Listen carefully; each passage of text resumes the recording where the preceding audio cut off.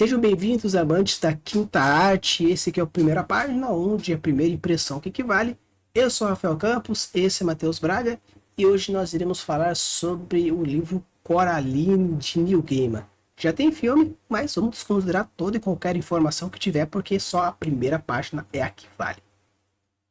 É isso, Rafa. Estou aqui com a edição física dele, capa dura também. O pessoal que me conhece sabe que eu sou fã de livro de capa dura. É uma arte parece uma ilustração mais voltada para o público infantil, né? A gente sabe que a Coraline tem já um pouco desse teor de terror, um pouco infantil, né? Mas é algo meio estranho, assim, para a gente também. Eu não li, na verdade, ainda também, Coraline. E acho que o filme há bastante tempo atrás, não tenho muita memória em detalhes é isso. É muito apegado aqui negócio dos olhos de botão e tal, né? Mas não li. É da editora Intrínseca, também normal, caprichar nas produções, né? Mas não estamos preocupados com nada disso. Nem com a capa, nem com a história em si, nem com a edição. Estamos preocupados com a primeira página, por isso vamos a ela.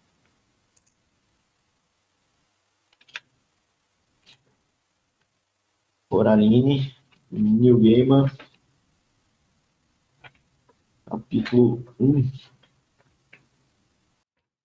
E é engraçado, né? Capítulo 1, você virou 8 páginas. Parada à porta, Coraline lançava uma sombra enorme e distorcida no chão. Virei mais uma. Coraline descobriu a porta logo depois que eles se mudaram. Era uma casa muito velha. Tinha um sótão sob o telhado e um porão embaixo do chão, além de um jardim cheio de mato com árvores gigantes e antigas. A família de Coraline não era dona de tudo. A casa era grande demais para isso. A família era dona de apenas uma parte. Outras pessoas também moravam ali. A senhorita Spink e a senhorita Forcible ficavam no apartamento abaixo do de Coraline, no térreo. Ambas eram velhas e gorduchas, e dividiam o espaço com inúmeros cachorros velhinhos da raça Terrier escocês, que atendiam por nomes como Hamish, Andrew e Jock. Num passado já muito distante, elas tinham sido atrizes. Isso foi o que a senhorita Spink contou para Coraline no dia em que se conheceram. Sabe, Coraline, disse ela, errando. Sabe, Caroline, disse ela, errando o nome de Coraline. A senhorita Forcible e eu fomos atrizes muito famosas na nossa época. Éramos as rainhas dos palcos, meu bem. Ah, não deixe o Hamish comer o bolo de frutas, ou ele vai ficar acordado a noite inteira com dor de barriga. Na verdade, esse finalzinho aí eu tive que virar uma outra página a mais, porque a frase em si cortava no meio do diálogo da senhora Foster, da senhorita Foster, então eu acabei estendendo aí talvez duas linhas aí a mais para fechar o raciocínio, né? O New Game, o editor intrínseca, forçou a gente a virar a primeira página. Pois é. Então no final agora a gente não pode mais falar. Eu não viraria, porque viramos. Tive que virar. Volta lá para nós. E aí, Matheus? Bom, primeiro, essa, essas frases em enters, né? Parada à porta, Coraline lançava uma sombra enorme e distorcida no chão. Eu acho legal, acho forte essas primeiras frases que são soltas, assim, meio que você não sabe o que está acontecendo, e elas têm uns enter meio quebrado, às vezes em lugar não se sabe muito porquê, mas provavelmente o autor escolheu por algum motivo, né? Porque Coraline lançava enter, uma sombra enorme, enter, e distorcida, enter, né? Por que tem esse enter nesse lugar específico? Me causa um pouco de estranheza e curiosidade ao mesmo tempo, apesar de não me chamarem nada especificamente, né? Agora sim, tem algo estranho também, né? Ela tá parada em frente a uma porta, você já fica assim, que porta é essa, né? Por que é uma porta específica? Por que começa com essa porta, né? Deve ser alguma porta diferente para ela estar aqui, né? A Coraline lançava uma sombra enorme e distorcida no chão, então dando a impressão de que é algo fora do normal, né? Alguma coisa sobrenatural está acontecendo, né? Algo que não era para estar acontecendo nos moldes do que a gente está acostumado, está acontecendo nesse momento, né? Então me causa assim uma curiosidade, uma estranheza, então eu acho que tem valor nisso daí. E uma coisa que eu acho bem interessante nisso, reforçando aqui o que o Matheus trouxe, principalmente, né, parada à porta, Coraline lançar uma sombra enorme distorcida no chão. E é interessante porque se você considerar que sombra distorcida pode ser uma autopercepção, né? No caso, ela não se sente bem ali, então ela vê algo meio torcido. Pode ser que a casa seja velha, então a irregularidade do chão faz com que a sombra fique torta. Ou pode ser uma percepção, né, que o Matheus também trouxe, a percepção Sobrenatural, né? espacial, sobrenatural da situação, criando essa distorção. Então, seja por qualquer uma dessas linhas de pensamento, não quer estar lá é o que mais forte, indiferente de qual seja dos três pontos. Né? Então, trazer essas informações, ainda mais colocando, parado sobre uma porta, sombra, distorcida, ainda que traz de novo, já no primeiro, vamos dizer, primeiro parágrafo de texto mesmo, também tem esse reforço. Descobriu que a porta logo depois, né, que se mudaram. Então já traz essa questão. O que eu acho interessante aí, só antes de passar, é que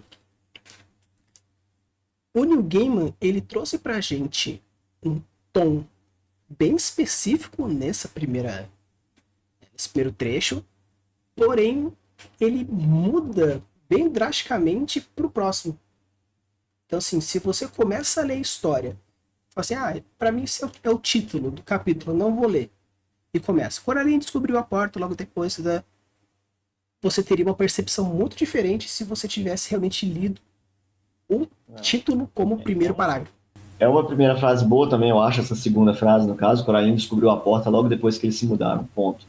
Para mim, só uma frase boa, né? Você ainda fica ainda com curiosidade de que porta é essa, né? Por que tá sendo destaque? Ela descobriu, é sinal de que era uma porta que não era facilmente encontrada, né? Ela está em algum lugar que não está visível tão facilmente, né?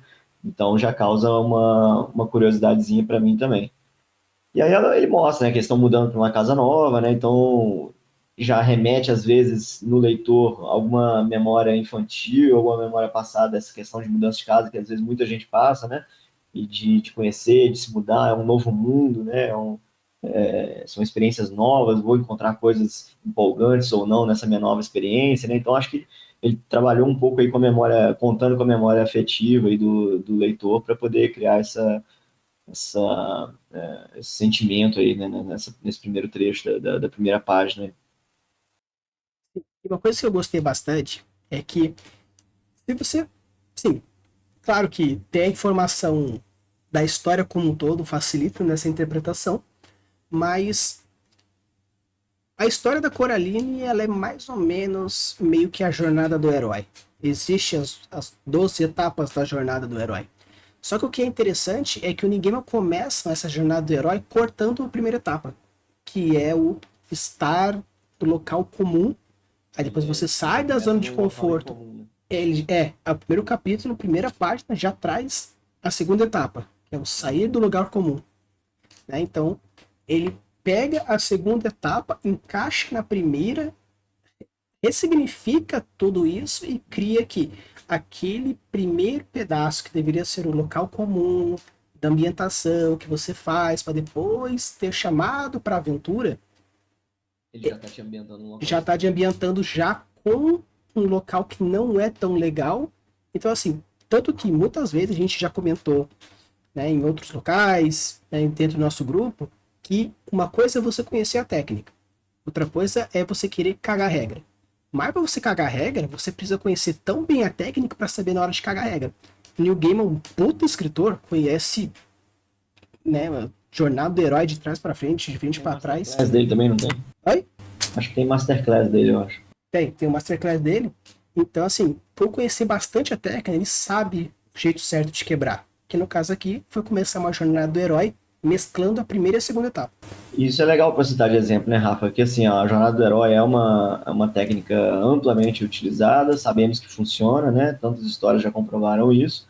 Mas é isso, o Neil Gaiman lançou a mão e falou assim, cara, e se eu mudar, né? Fizer algo diferente, né? E é o que a gente espera de textos, né? A gente quer ver coisas diferentes, né? Tudo bem, ela funciona e tal, mas será que se a gente fizer adaptações, mudar alguma coisa ou outra, não dá para aproveitar ela também? E você falou, né? Eu não li, de fato, mas você está falando, eu acredito em você. É uma história de jornada do herói, mas que tem umas pequenas alterações, e funciona tão bem quanto, né? Coraline é sucesso também, virou filme, né? Então, é uma história que funciona, que dá certo, e que não segue à risca regras que a gente aprende, regras que a gente estuda e tal, né? Regras entre aspas, né? Técnicas. Mas é isso, né? É possível quebrar técnicas e ainda assim tirar bom proveito, né, delas, aprender elas e trabalhar em cima disso. Sim. Uma coisa que eu achei legal, mas aí tem que entender um pouquinho também de inglês, é aqui no trecho que fala sobre o nome das moças, né? A senhora Spink e a senhorita Spink e a senhorita Force. Se você for parar pra ver, né? Normalmente o bow no final sempre é usado no mesmo tipo de formatação de palavra. Aí eu fiquei pensando, será que o nome dela tem algum significado realmente por ter utilizado esse sufixo específico? Me causou essa curiosidade. Eu sou uma pessoa muito fã de que a gente chama de name, que é a técnica de saber nomear alguém ou alguma coisa com o objetivo de gerar outros gatilhos. Tem autores que não são tão fissurados nisso, por exemplo, Mateus e, por exemplo, a Camila, que se você não coloca Zé, Maria, Ricardo, alguma coisa, ela vai cagar pro nome e vai seguir reto. Né? Tanto que eu me dou o trabalho de escrever todos uns nomes que fazem sentido pra história, não sei o que, não sei o que. Aí mas passa batido, mas acontece. Mas é aquela coisa, pode ser que o Neil Gaiman tenha feito o quê? Um gostinho pra quem gosta, e pra quem não gosta, senhorita Forcible e que se dane. Né? Eu sou esse tipo de leitor, eu leio nome qualquer um para mim, tá ok. Quando eu vou escrever minhas histórias, eu tento pensar um nome que fique sonoramente agradável, mas sem significado algum. Então assim, mas é aquela coisa, se por acaso tiver alguma coisa, quem gosta pega, quem não gosta vai. Exatamente, né? Se Então, foi, fica um flavorzinho a mais aí. exatamente. Bom, mas e aí continuando a história em si, eu não sei, eu já me perdi um pouco, né?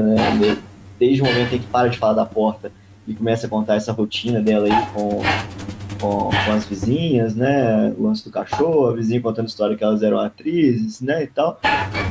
Assim, é uma primeira página muito curta também, eu acho difícil até querer avaliar em cima só desse pedacinho, é muito pouco, né? Pra gente ter propriedade para falar do início da obra do Neil Gaiman, né?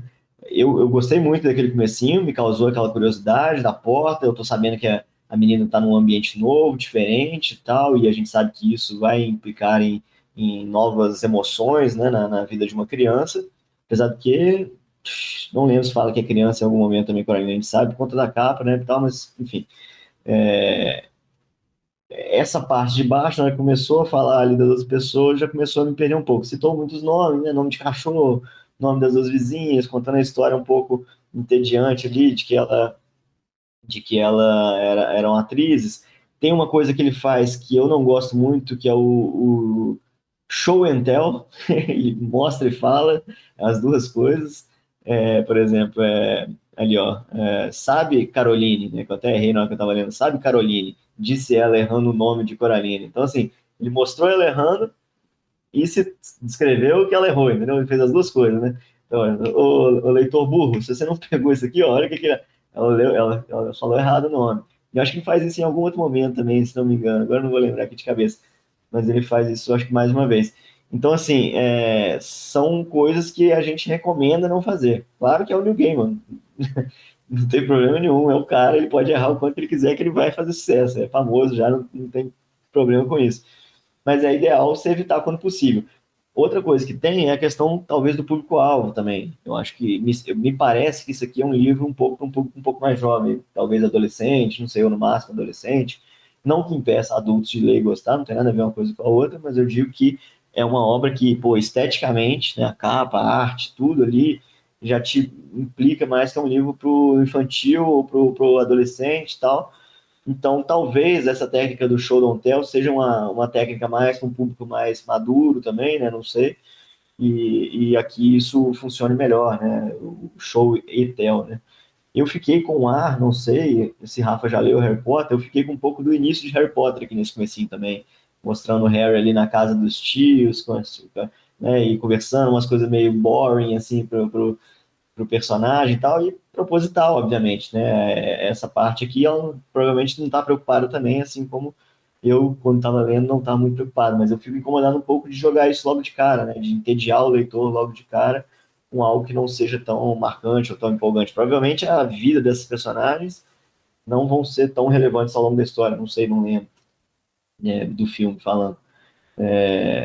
Mas, assim, me parece uma promessa que talvez não vá ser cumprida, né? Tô falando o nome de cachorro, nome de vizinha, dando background da vizinha, que eu não sei se ele vai aproveitar isso de alguma forma. Pode ser que aproveite, né? Eu sei que Coraline, pelo que eu me lembro, são dois mundos, né? Tem um mundo lá mais sombrio e tal. Aí não sei, às vezes ele vai trabalhar esses personagens aí no mundo sombrio também e vai fazer algum sentido, né? Mas, de modo geral, se não for utilizar, me soa um pouco como promessa não cumprida, né? Então, não sei. É minha visão aí. Sim. Aí que fala sobre o que o Matheus comentou, parece um pouco Harry Potter, tem um, sim, vamos dizer, são escritas bem diferentes, porém a leveza como é trazido realmente é. O que eu quis citar até é no sentido do público-alvo. Eu acho que o primeiro Harry Potter também era um público infanto-juvenil, né? Então, Sim, nessa linha. sim, tanto que, claro que ter a informação na frente do livro ajuda bastante a pegar algumas coisas. Realmente, no Gaiman, esse tipo de escrita é mais infanto-juvenil mesmo, né? Lá para os seus 13 aos 16, 17 anos, porque você mostra essa leveza na história, né? A antagonista da história é uma marionetezona com olhos de botão, De botão. né? Então, assim, meio que existe um, um ar mais tenebroso, porém não é algo gore, pedaços, não sei o que. É mais no máximo uma costura, um botão, uma linha. Então, assim, ele é mais o terror da sugestão, do que pode acontecer, do que vai, não sei. Foi algo que ele passou, Rafa, na primeira frase, Sim, né? Eu acho que ele ambientou legal ali o que vai ser o tom da obra, o teor da obra dele, mas que daqui em diante ele foi para mim, foi se perdendo um pouco. sim, sim. Mas assim, você falou também, pelo fato de ser mais infanto-juvenil, ele precisa mostrar um pouco mais da normalidade. A gente disse, né, no começo, que apesar de ser uma jornada do herói um tanto diferente, ele precisa ambientar. Com certeza. Principalmente porque realmente existe a realidade depois da portinha e antes da portinha. Né? Então ele precisa caracterizar muito bem o que é o normal, pelo menos o que ele vai considerar como normal, para depois considerar o que é o anormal e vai brincando. Sim. O legal desse livro é que, mas aí realmente informação que não está na primeira página, se você é um leitor jovem adulto, você vai pegar muita coisa que está no subtexto no decorrer da coisa. Mas se você é um público né, juvenil, você vai entender a história de outra forma. Então, assim, o New Game ele é bom o suficiente para, assim, se você quer ler esse livro com os olhos de uma criança barra Coraline, você vai ler uma história. Se você quiser ler como um adulto leria a história de Coraline, você vai entender a mesma história, só que com outras camadas. Mas essa primeira página é aquela coisa. Por enquanto, ele tá falando assim, ó, aproveita, lê. Mas realmente, assim, o público-alvo dele, esse livro especificamente, os Deus Americanos e outros também famosos dele, não é o mesmo público-alvo de Coraline. Então, sou fã de Neil Gaiman, quero ler um terrorzinho e não quero ver Stephen King, Coraline é um bom livro de começo, uma boa porta de entrada aí. Isso que você citou, achei que me lembrou um pouco a pegada do. Pelo menos o que o pessoal cita muito, né? Do Pequeno Príncipe também, né? Que tem aquele negócio de você ler, cada época da vida que você lê tem um significado completamente diferente, né? Sim. Como não é tão filosófico, isso aí não é tanto como o do Primeiro Príncipe. Mas sim, se você quiser ler Coraline Ips Literis, é uma história. Se você quiser colocar algumas interpretações e você pesquisar, porque vai chegar uma hora que vai falar assim, X é meio azul, não sei o que, tem um pé torto. você leva como uma descrição de uma criança vendo um ser humano estranho, porque apesar de ser uma história em terceira pessoa, 90% é ponto de vista Coraline. Em alguns outros momentos vai para alguma outra história. Tanto aqui é um ponto de vista da Caroline. Então você pensa, é o ponto de vista dela. Mas quando você começa a fazer umas pesquisas históricas, quando você entende qual que é a época que ambienta essa história, você fala, tem coisa a mais. Então assim, ele tá prometendo coisas aí nessa primeira página que ele vai cumprir.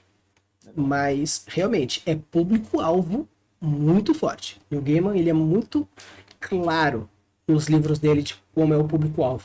Então aqui, realmente, infanto-juvenil, mais infanto-juvenil, sim, tipo, pegada Harry Potter, Divergente, o quê, de Jogos Vorazes, que não é um puta livro adulto, é uma coisa mais jovem adulto, mais adolescente. Então, Coraline é mais essa pegada. Queria dar uma capinha roxa com folhas roxas e coisa, então é mais suave mesmo.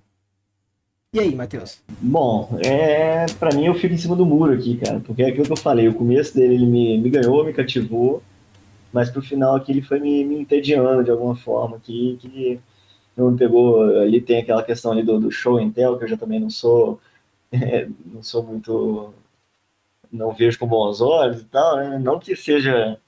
Eu até achei a segunda parte que ele fala, né? Ele fala aí agora, quer ver? Ó, aí, na parte da no passado, já muito distante, elas tinham sido atrizes.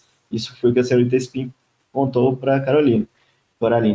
E aí, logo embaixo no diálogo, ela vai e fala, né? A senhorita Forcible e eu fomos atrizes. Então, show e tell de novo, né? Ele acabou de explicar ali, narrando o negócio, e vem e mostra no diálogo aquilo acontecendo, né? Então, assim, ele fez duas vezes na primeira página já. Então, assim, como eu falei, pode ser que seja, obviamente, a questão do público-alvo, que isso funcione melhor com o público-alvo mais, mais novo, né? Mas, para mim, e aí aqui é completamente pessoal essa nossa análise, né? Não me ganhou muito nessa parte final. Então, eu fico bem em cima do muro, cara. Mas aí eu vou ter que ir pro restante do background, que é saber do New Game, que é saber do poder dele, da fama dele, aí eu acabaria virando a página. Quando eu peguei para ler, eu fui com muita vontade. Uma galera indicando, Neil Gaiman, já tinha visto o filme e tal, pá, então eu fui com muito hype, então eu li o primeiro e o segundo capítulo com muita tipo, né, muito fervoroso. Mas, assim, eu viraria a página, tanto que virei, mas com ressalvas. E o bom é que as próximas páginas já começam a dar essas ressalvas. Mas, igual o Matheus, você fala. Tanto que a gente falou, né? Se você não lesse aquele primeiro paragrafinho trazendo sobre a porta e já fosse direto no Coraline descobriu, o tom da história já começa diferente sem essa porta distorcida, né? Então, viraria, mas eu teria que ver se a primeira página, primeiro capítulo, beleza. A partir do primeiro e segundo capítulo já desenrola já diversos mistériozinhos. Mas a primeira página realmente no Gaiman, público-alvo infantil juvenil, ótimo. Para jovem adulto, mas também não é público-alvo, né? Acontece. Mano, eu sou adulto e quero ler, vou ler também, com certeza, sem dúvida. A gente é leitor, é escritor, a gente vira a página mesmo de livro ruim. Então, se você por acaso assistiu o filme, leu o livro, coloque nos comentários qual que é o seu preferido e qual seria um ponto mais interessante. E se você, por acaso, ainda não leu esse livro, mas viu o filme, por acaso você concorda de que o público-alvo é tão diferente? E se você nunca viu e nem leu, deixe aqui nos comentários se por acaso você viraria assim a primeira página ou não. E se você tem uma história e quer saber mais a nossa opinião então sobre a sua primeira página, tem ali aqui o link do Forms para você mandar essa primeira página e assim aparecer no nosso canal. Beleza? Bora ler!